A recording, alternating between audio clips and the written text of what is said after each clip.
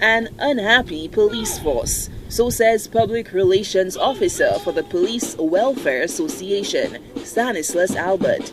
His sentiments come in the wake of a magistrate's decision to reprimand a Timon resident who pled guilty to inciting violence against the police, a penalty not befitting the offense. That's according to Albert. If it continues in that manner, who knows who next might be threatened over the media, because persons are being emboldened. But at the same time, we want to make people aware that the magistrates and the persons in the judiciary, they go according to law. So, like I've always said, it's the laws that we need change, because unless the laws are changed, there is nothing much different that can happen.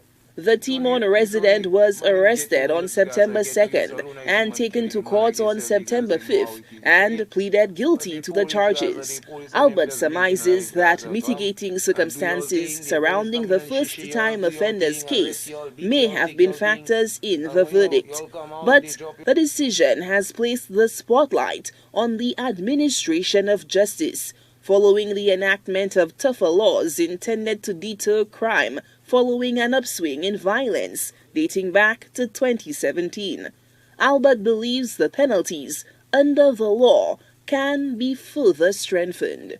Some of our laws need to be reviewed. We've always said that. There need to be a review of some of the laws.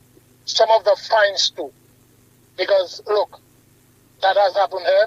I am not quite sure what the situation is, but maybe because of the guy's records, his records are clean, who knows? He came to the law, he might be a first-time offender.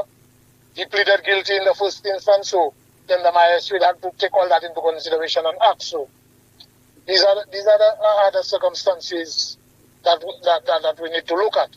But again, I mean, if to be so emboldened to go on social media and threaten the police, I think that a clear message needs to be sent that we're not going to tolerate that as a society.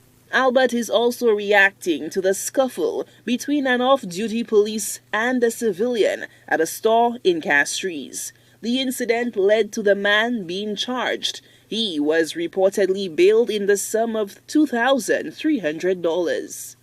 We put our lives on the line out there. As much as people will say, yes, the crime situation has increased and the crime surge has gone up, but at the same time, we still need to realize that police officers still on a daily basis put their lives on the line. And at the end of the day, when threats like that have been made against us and persons receive such lenient penalties, it emboldens not just them, others too. And who knows, who else, who's the next person they might threaten? It may not be the police, it may be somebody else in authority. So we need to send a message to avoid these situations and to ensure that these incidents don't repeat themselves. The PWA has issued a challenge to the other state agencies tasked with the application of the law, especially the judiciary, to step up their game in the crime-fighting effort. Critics fear that a lack of action commensurate with the prevailing conditions on the ground could lead to a culture of permissiveness throughout the country, which could further compound attempts to uphold the law. Solange Alfred, HTS News Force.